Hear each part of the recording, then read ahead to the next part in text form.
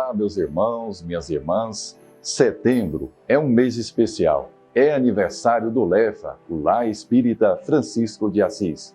Estamos completando 27 anos e nós preparamos um mês com muitas atividades.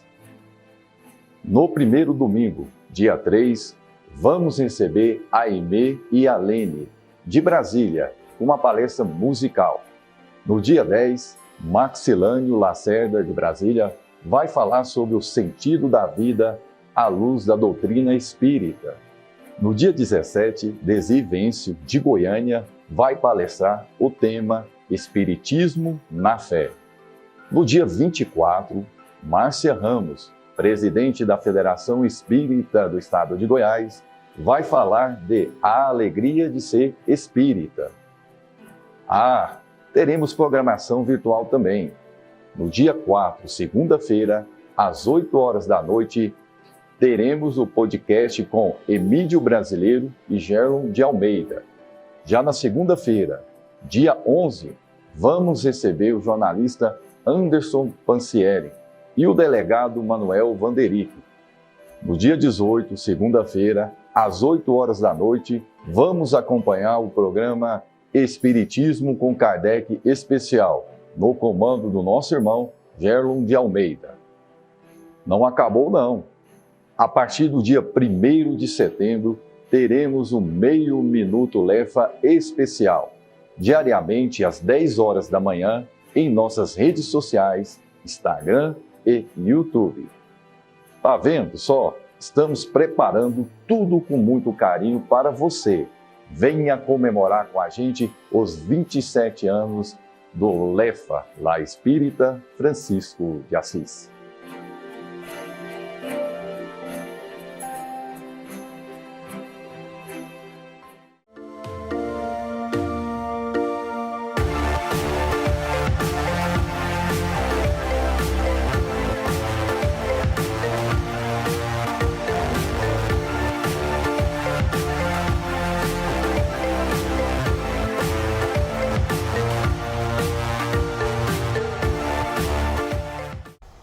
Olá, meus amigos do Lar Francisco de Assis, que bom a gente estar aqui agora reunido para falar um pouquinho sobre um tema muito importante nesse nosso podcast, que vamos falar sobre caridade e vamos esmiuçar um pouquinho esse nosso trabalho da caridade. Mas para que a gente possa falar sobre isso também, eu vou conversar aqui com uma pessoa que entende disso à luz da vida, o delegado Manuel Vanderick, que trabalha com os idosos, e não só com os idosos, mas os idosos acabam ocasionando essa transformação, né, delegado? Sem dúvida. Prazer fazer, principalmente com você.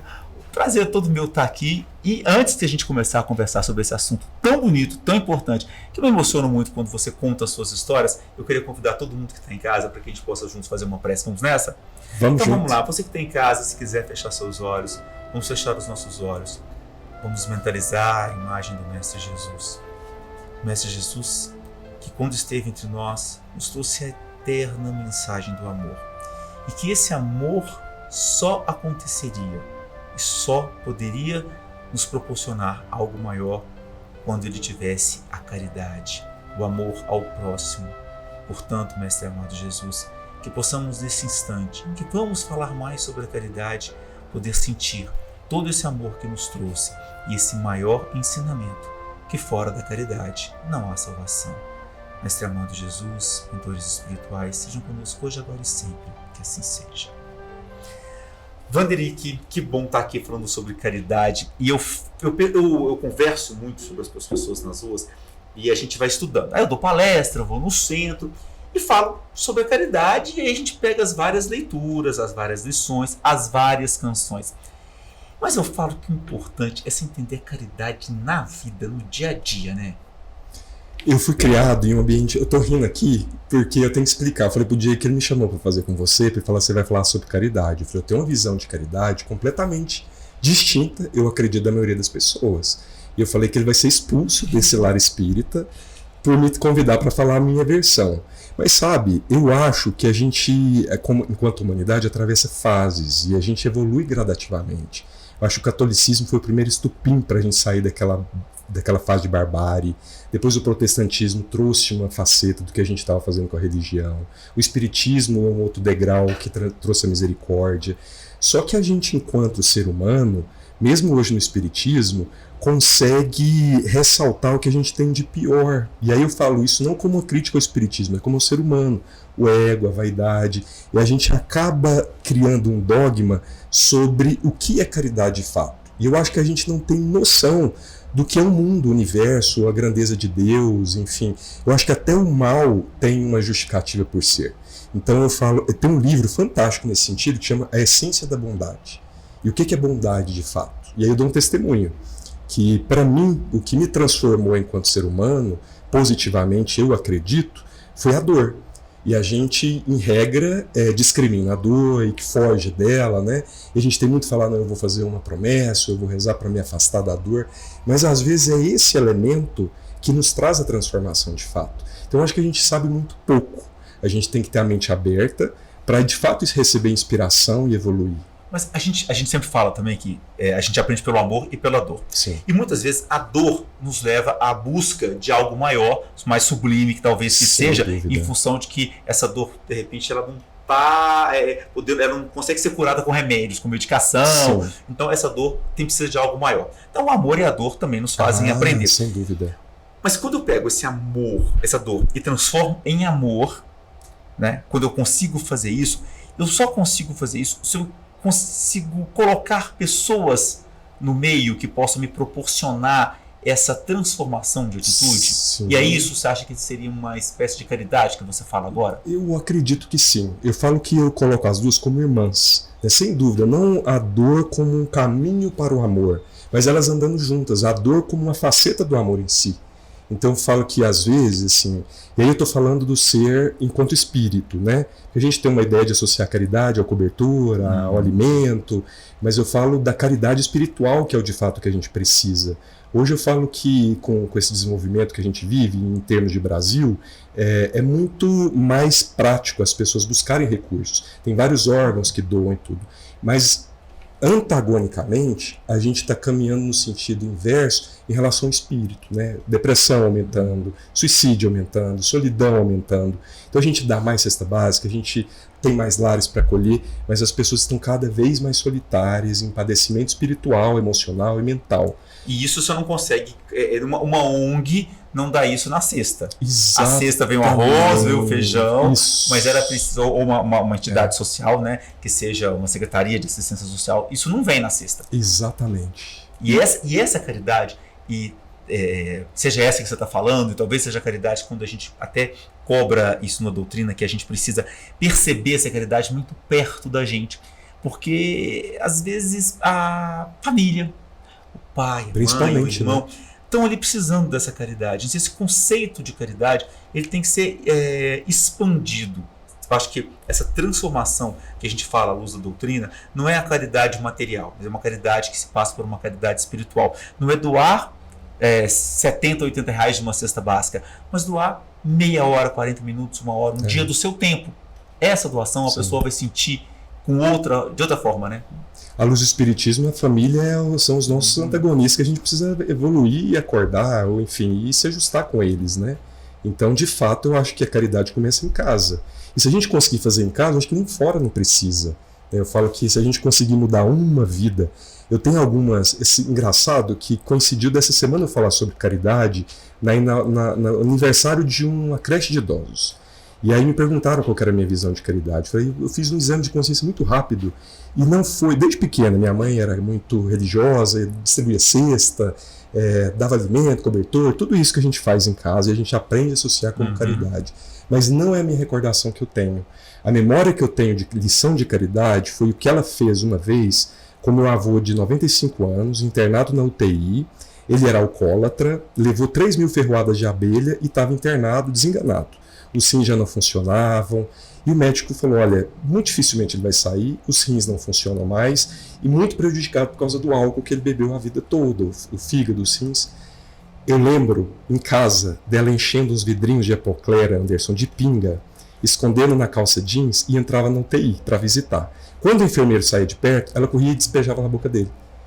E aí ele, assim, surpreendentemente saiu da UTI e ele falou que o que tirou ele de lá foi a pinga.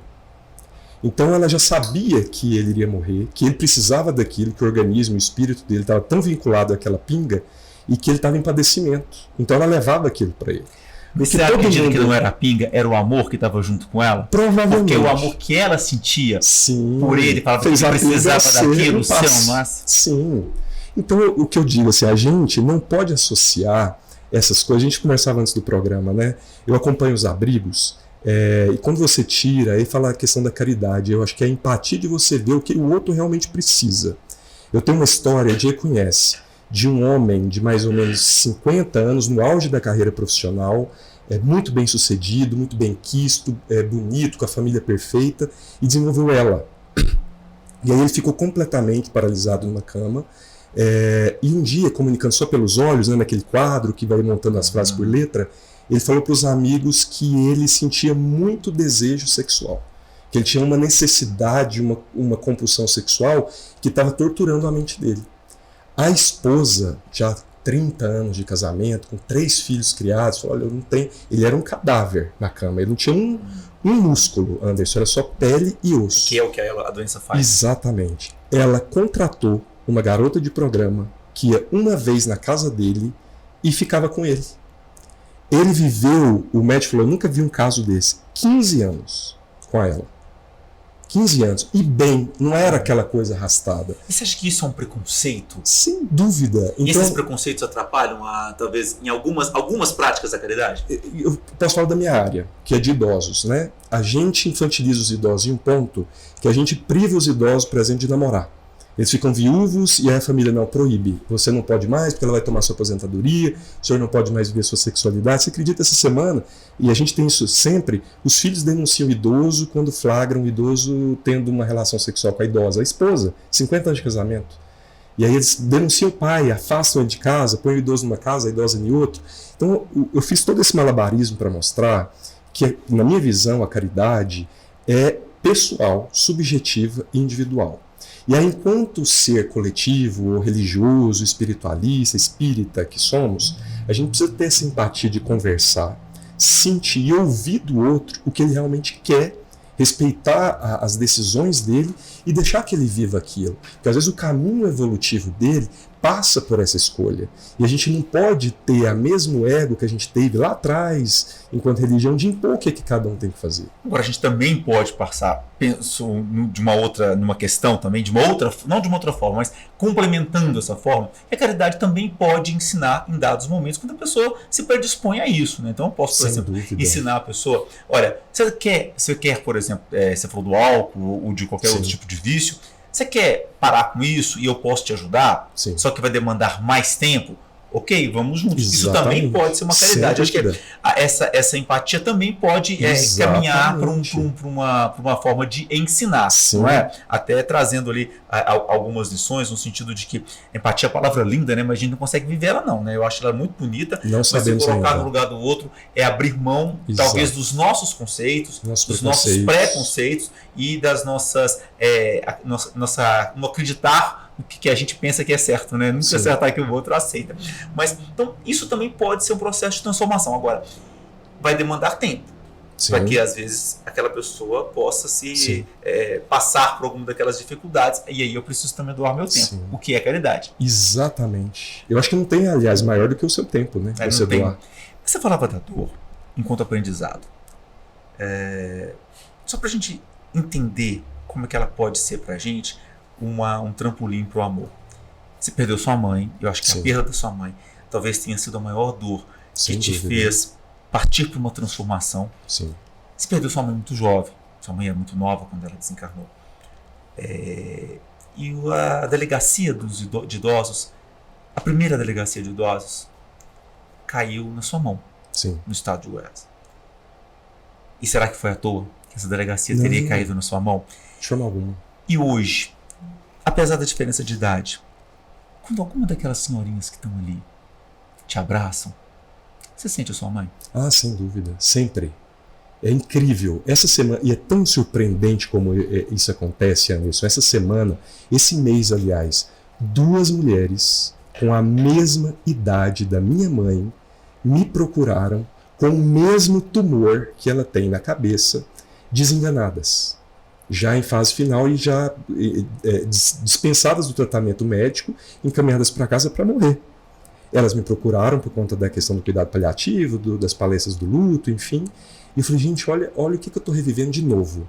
Tudo aquilo que eu passei, né, que eu aprendi, porque eu, como eu te disse, não tinha nenhuma instrução, orientação, que eu vinha de um lar e uma criação onde a caridade era só material, e a gente nunca teve tempo, doou, ouviu, nunca discutiu morte, então ela foi avassaladora, e agora eu estou tendo a possibilidade de repassar tudo que eu aprendi para outras pessoas. Mas você sente a presença dela? Nossa, muito grande. E o que essa presença provoca em você?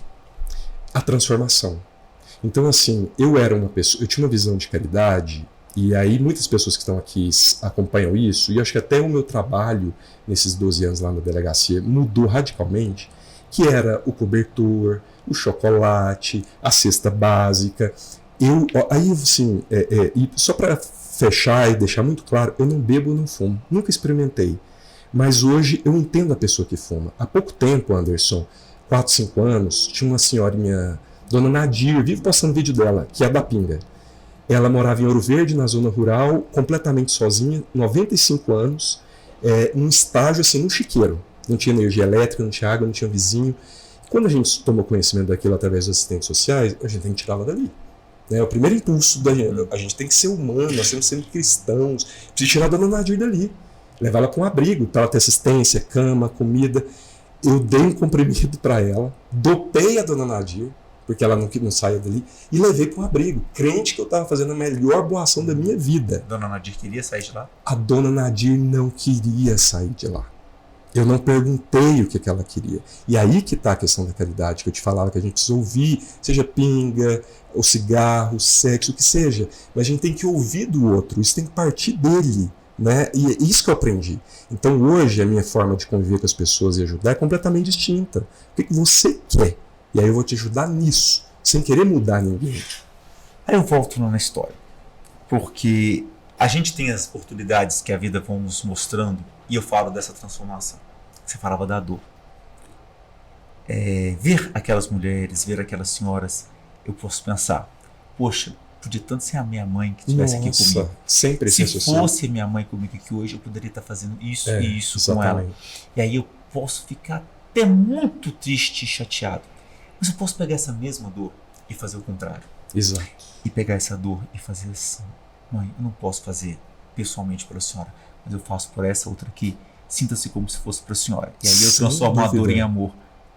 É possível? Sim, é o que eu faço. Consegue fazer? É o que eu faço. Porque assim, eu tinha a ideia de que a gente supera a dor. E eu entendi, e pelo menos essa é a minha personalidade, que eu preciso ruminar e conviver com ela. E aí ela passa a ser minha amiga de fato. E tinha algum grande pensador que falava minha irmã morte, eu não lembro qual era, me fugiu. Mas é isso que ela se tornou, né? Uma irmã. E aí é que eu te falo que às vezes o que a gente prejulga ser ruim, negativo, porque a dor da minha mãe, a morte foi a maior dor que eu conheci. Mas isso fez a melhor transformação para mim, enquanto espírito eterno. Se eu não tivesse passado... Teve o Dr. Gleuton, um espírito aqui da casa, quando eu estava mergulhado naquele desespero, Anderson, de dor, de corpo decompondo, tendo que decidir sobre cuidados paliativos e dívida, porque é muito caro o tratamento.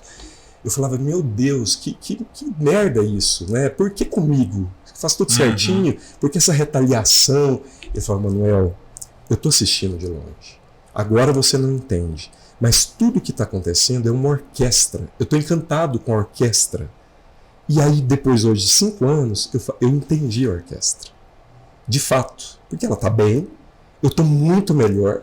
Isso promoveu uma mudança na minha família, para mim, para minha irmã, abriu um canal, um portal para o meu sobrinho, para os meus filhos, para os nossos descendentes, que sem esse evento não aconteceria. E aí eu te falo que às vezes o que a gente prejulga ser muito ruim, talvez seja o que de melhor pode nos acontecer. Essa percepção, né? Eu não... Por que comigo, né? Aí você vai lembrar que você pediu para passar por isso. E que de repente as suas atitudes até diminuíram um pouco, né? O sofrimento que você deveria passar, mas a gente não consegue perceber. Eu perguntei isso para você, Frederico, porque acho que muita gente que está assistindo a gente vive de muitas perdas, que sejam perdas espirituais ou que sejam perdas materiais. Sim. E elas se mergulham na dor dessa perda. E parece às vezes impossível sair de tudo isso, né? Porque vem a doença da dor da alma, né? As depressões da vida, né? Essas atitudes que vão levando a gente cada vez mais para baixo.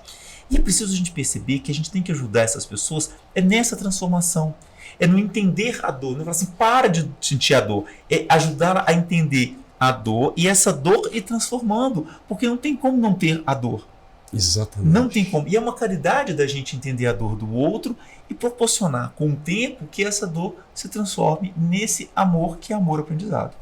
E aí eu fiz, nesse movimento todo que você descreveu muito bem, a melhor caridade que eu já fiz para alguém, que foi para mim mesmo. Então, nesse processo, eu fiz a primeira grande doação que eu nunca tinha feito, que era para mim. Então, eu segui aquele ritual do que eu achava que era caridade, que era para os outros, fazer muito bem para os outros, e nunca para mim. Então, sempre a autocrítica, a autocondenação, o julgamento, né, a chibata, que nós fazemos muito bem, todos nós fazemos isso muito bem. E aí eu aprendi nesse processo todo que você não tem como fazer o bem sem estar bem. E esse estar bem, essa caridade que você faz para si mesmo, muitas vezes é abraçar os seus vícios, os seus defeitos, as suas lacunas, o seu lado negro também. Porque a gente não vai aprender. Esses dias o meu terapeuta falou algo maravilhoso. O Claudio Honor, ele já deu uma palestra aqui. A minha última, inclusive, foi com ele. E ele é doido igual a nós. Eu e o Diego, eu não estou te chamando de doido. Não, mas pode chamar também, porque eu acho que de doido todo mundo aqui. Mas nós é mais. É um grau acima. Já é quase manicômio. Eu falei, eu consegui superar aquilo, olha que beleza. Ele falou, Manuel, se você conseguir andar um dedo nessa vida inteira, já está ótimo. Sua vida já valeu a pena. Essa reencarnação já valeu a pena.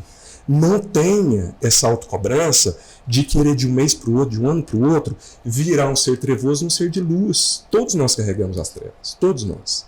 Então, infelizmente, numa igreja, num terreiro, num centro espírita, a gente quer converter as pessoas muito rápido, né? E é assim, você vai entrar carregado e vai sair um ser muito bom. E eu acho que isso é o oposto de caridade. Talvez, né, e eu já testemunhei, é engraçado como as coisas acontecem rápido na minha vida, 2 suicídios que aconteceram por conta de conselhos religiosos dentro de casas religiosas. Que você tem que sair, porque isso não é de Deus, Deus não quer isso, Deus... mas eu não consigo, então eu vou encerrar minha vida. Então eu conheço 2 pessoas que morreram, tiraram a própria vida, por conta de não aceitarem naquele momento que elas não conseguiam superar. E eu falo que caridade também é você falar para a pessoa, coisa que é muito difícil você encontrar, a gente discutir isso, ter empatia, de falar, tá tudo bem, fica assim, quieta, não se esforça tanto, agora descansa. É com o tempo, isso é devagar, não é do dia para noite. Cada um tem o seu, né? Todos temos, não tem um nessa terra que está mais evoluído que o outro. Você falava você de doido, só vou avisar que eu sou sócio contribuinte do Instituto de Saúde Mental. Mas não é por altruísmo, não, é por puro egoísmo, é para garantir a minha vaga lá daqui a alguns anos e que eu acho que eu vou morar vai no hospital de psiquiátrico de Anápolis, porque assim, porque logo vai estar lá.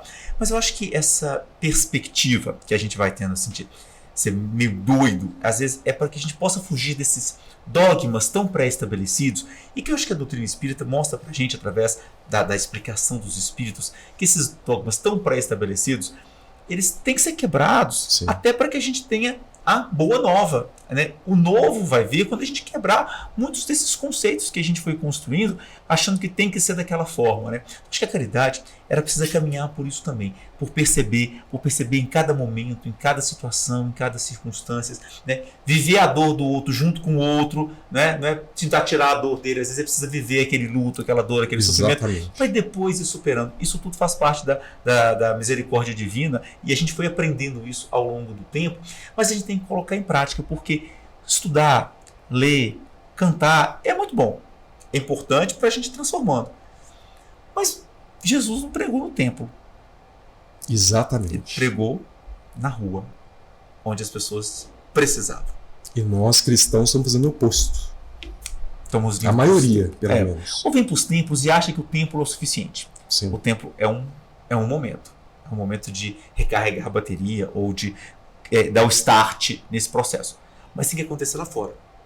Tem que acontecer lá fora. Se não acontecer lá fora, se eu não conseguir ter essa caridade, a hora que eu saio na porta do centro, a hora que eu encontro com quem está pedindo as coisas na rua, a hora que eu chego na minha casa, às vezes saindo de um templo, e mal do boa noite, vou para o meu quarto dormir. Quer dizer, as pessoas na casa estão precisando de alguma coisa, ou seja, eu chego no centro e não converso com quem está do lado, vou na igreja e não converso com quem está do lado. A gente precisa despertando essa caridade em cada pontinho, sabe? No meu trabalho, onde eu passo, onde eu estou.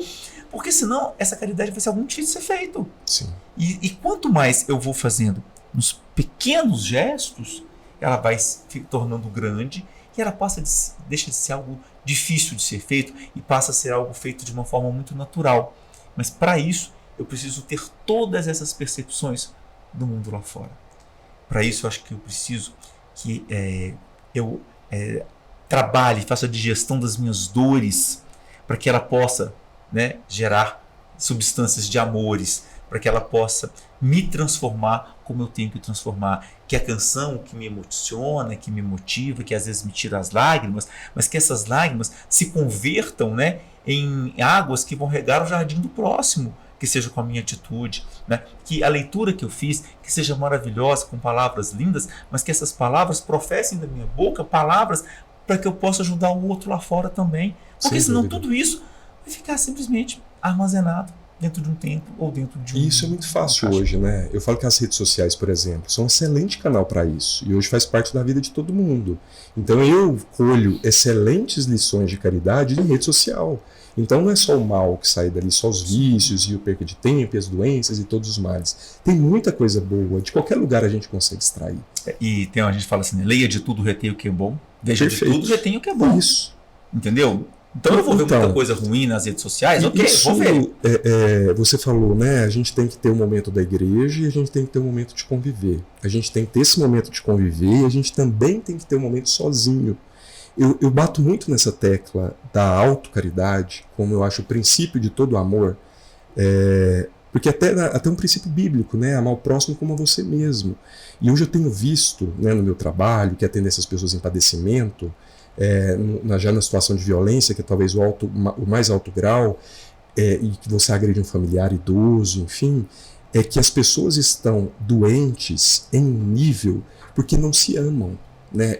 E aí, quando você não se ama, você é a mesma coisa da briga de trânsito. É um estupim mínimo que você joga todo o seu desgosto para cima do próximo. Então, quando você está bem, você faz o bem. Eu vejo isso, e assim, hoje eu falo muito abertamente. Todo mundo que convive comigo já está acostumado. Então, eu falo, gente, eu vou te expor, beleza, já está pré-autorizado. Meu pai, ele foi bipolar a vida toda. E a nossa vida foi um inferno, Anderson. Um inferno. Então, assim, eu odiava meu pai desde sempre.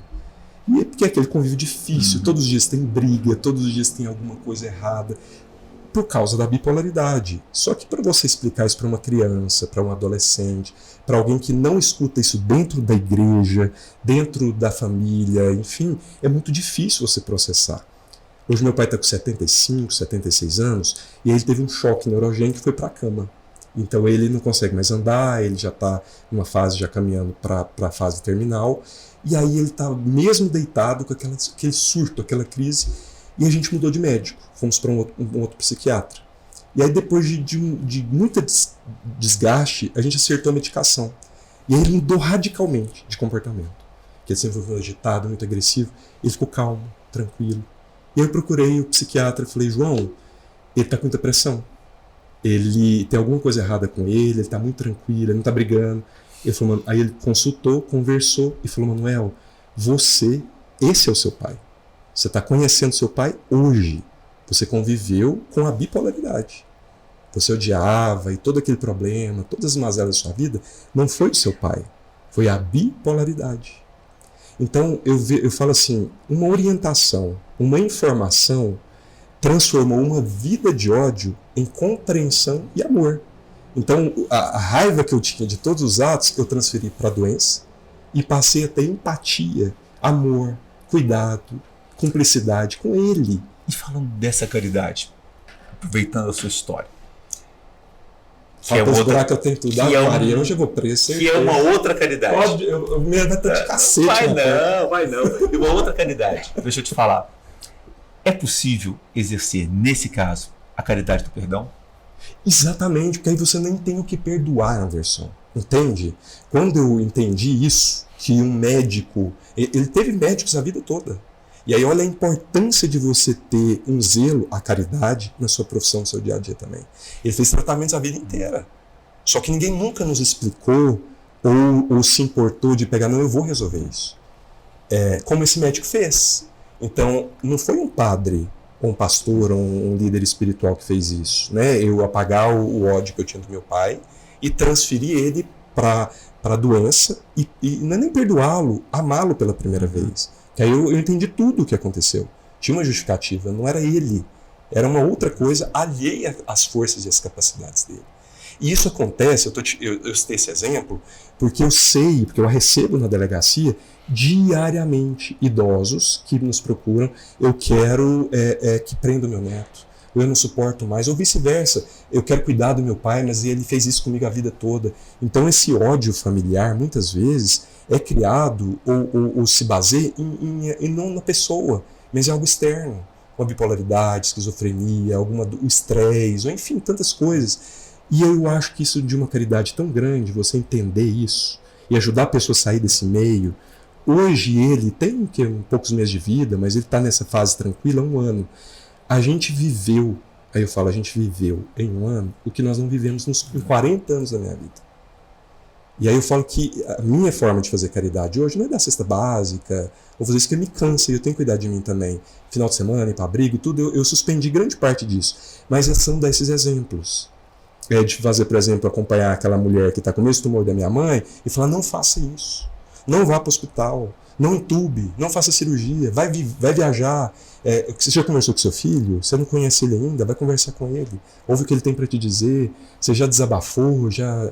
Então essa é a minha forma de fazer caridade hoje, não é mais a cesta básica. É uma caridade que ela vai se transformar. Você falava de ter os profissionais para isso. Mas, se a gente não tiver um coração um pouco mais aquecido por essa chama divina, que é essa chama do amor incondicional, né? Acho que é até difícil a gente conseguir perceber. Porque a gente precisa aquecer os nossos corações. Sim, os corações precisam estar aquecidos. Com essa fé que é acreditar na gente, acreditar no outro e acreditar que as coisas que acontecem vão acontecer e que a gente vai colher algo muito bom lá pra frente. Ah, sim, eu espero. Vai ter que ter, vai ter essa certeza. Eu espero, porque senão eu chego e vai virado no giraia. Vai ter, você pode levar uma briguinha, porque você assim, poxa, mas você posta tanta coisa bonita dos idosos, principalmente, nas atividades, lá nas redes sociais, mas tem umas lagartixas feias que você coloca a foto que não precisava. Mas tudo bem, essa parte aí a gente vai perdoar. Mas deixa eu te perguntar para a gente encerrar aqui a nossa conversa, o nosso podcast. Hoje, se você tivesse que passar esse tempo todo, essas dores, esses amores que foram te transformando, se você fosse aproveitar aqui a nossa presença aqui no centro e fosse mandar uma mensagem para sua mãe, nossa, o que você queria dizer para ela agora? Eu digo sempre, eu falo que eu buscava muito psicografia, sabe? Eu corria atrás disso incansavelmente quando ela morreu. E aí o Claudio Honor, esse meu guru espiritual, que na verdade é meu pai de outras vidas, me sugeriu, escreva cartas para ela. Em vez de você ficar incessantemente pedindo cartas, escreva, comece a escrever para ela. E nessas cartas eu comecei a dizer para ela, né, me apresentar. Eu comecei a me apresentar porque ela não me conhecia, Anderson. É uma pessoa que viveu comigo diariamente em 35 anos, não me conhecia. E aí eu percebi, quando eu fiz isso, que a minha irmã também não me conhecia, que meu pai não me conhecia, que as minhas tias não me conheciam, que os meus colegas de trabalho não me conheciam. Porque eu me fechava no meu mundo, né? Você se blinda, você se protege, você não confia, você duvida do amor, da empatia. Então o que eu falo para minha mãe hoje sempre é agradecer pelo segundo parto, pela segunda vida que ela me deu, que foi através da morte dela. Hoje eu entendo aquela maestria que aquele mestre espírita aqui da casa me falava. O que está acontecendo, essa dor e esse sofrimento, é a maior orquestra que Deus fez na sua vida inteira. E eu falo, tá doido? Que cacete então, né? Mas hoje eu entendo isso. Eu falo, a sua morte, toda aquela dor intensa, me deu uma nova vida. Hoje eu falo que de fato eu vivo. errado, tropeçando, caindo, mas aprendendo e mudando muito. E eu falo que hoje eu faço, pontualmente, um bem muito maior do que eu fazia antes. Muito. Principalmente para mim. Então, esse renascer da caridade que vem de algo que a gente pensa que perdeu. Então, nunca que as tristezas ou as dores na vida devam só nos fazer entender a perda, mas fazer com que a gente possa perceber o ganho. Acho que a maior caridade que a gente pode fazer para nos transformar e para pensar que essa transformação pode gerar muito em torno daquele mundo que a gente vive, daquele universo em que a gente está abarcando, que seja a nossa família, as pessoas que a gente convive, o nosso trabalho. Então acho que a gente sai daqui um pouco com as histórias que o Manuel Vanderick contou pra gente, dessas transformações, que é mesmo que ele falando que ia sair daqui linchado, pelo contrário, acho que a gente sai daqui pensando bastante sobre essa transformação que a vida pode nos propor. Sim. E principalmente nesse lado prático que a caridade tem que ser pra gente, tem que fazer pra gente. Então acho que todas as histórias deles, as histórias que estão acompanhando a gente, as histórias que eu falei, são histórias que nos acrescentam. E a gente só pode, né, ser acrescentado quando a gente pensa que a gente pode ser melhor, né? E melhorar nunca combinou com comodismo. Então não nos acomodemos na nossa capacidade de sermos melhores a cada dia. Que essas transformações às vezes venham pelas dores, mas que a gente sempre perceba que a gente vai chegar nos amores. Vanderick, muitíssimo obrigado. E eu acrescento uma palavra, né? Ela nunca vem do comodismo, a evolução, e nunca vem da certeza. Né? A gente não pode também afirmar que a gente sabe qual é o caminho e que a gente está certo. A gente sempre fala que a gente é regido pelos espíritos. Né? Tem uma frase do Chico que eles intuem mais do que a gente pensa. Muito mais, tá no dos espíritos. Então, para que a gente quer controlar? Né? Se tem, eu já falei pro Diego, que se tem alguém me controlando hoje, domingo à noite, ele sabe qual espírito que é. Então, deixa ele fazer o que ele quiser. E que essa vida seja assim, feita de transformações cada vez para melhor. Amém. E que a gente sinta a vida sempre. Foi um prazer escutar suas histórias, conversar com você e principalmente aprender. Obrigado. Eu que agradeço. Com Deus. Gente, obrigado. Até a próxima.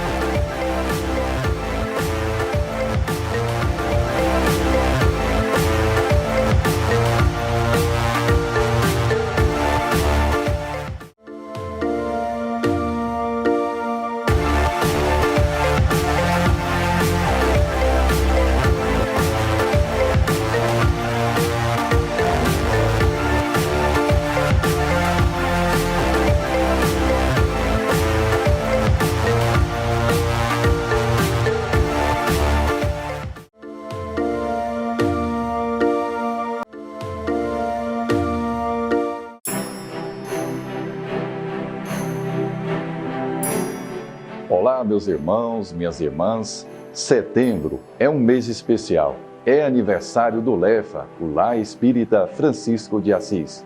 Estamos completando 27 anos e nós preparamos um mês com muitas atividades. No primeiro domingo, dia 3, vamos receber a Aimee e a Lene, de Brasília, uma palestra musical. No dia 10, Maxilânio Lacerda, de Brasília, vai falar sobre o sentido da vida à luz da doutrina espírita. No dia 17, Desi Vêncio, de Goiânia, vai palestrar o tema Espiritismo na Fé. No dia 24, Márcia Ramos, presidente da Federação Espírita do Estado de Goiás, vai falar de a alegria de ser espírita. Teremos programação virtual também. No dia 4, segunda-feira, às 8 horas da noite, teremos o podcast com Emídio Brasileiro e Gerlon de Almeida. Já na segunda-feira, dia 11, vamos receber o jornalista Anderson Pancieri e o delegado Manuel Vanderick. No dia 18, segunda-feira, às 8 horas da noite, vamos acompanhar o programa Espiritismo com Kardec Especial, no comando do nosso irmão Gerlon de Almeida. Não acabou não.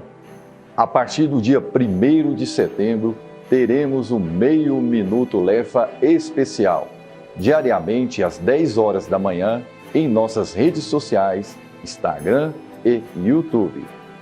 Tá vendo só? Estamos preparando tudo com muito carinho para você. Venha comemorar com a gente os 27 anos do Lefa, La Espírita Francisco de Assis.